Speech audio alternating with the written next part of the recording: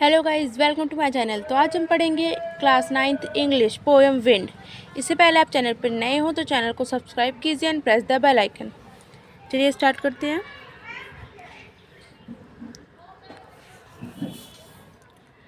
Wind comes softly.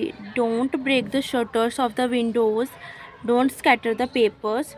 Don't throw down the books on the shelf. There, look what you did. You threw them all down.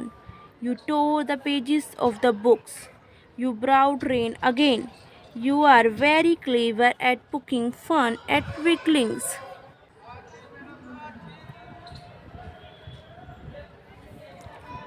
Fire, crumbling houses, crumbling doors, crumbling rafters, crumbling wood, crumbling bodies, crumbling leaves, crumbling heart. The wind god we knows or crushes them all. He would not do what you tell him.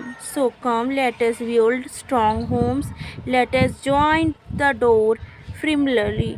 Practice to frame the bodies. Make the heart steadfast.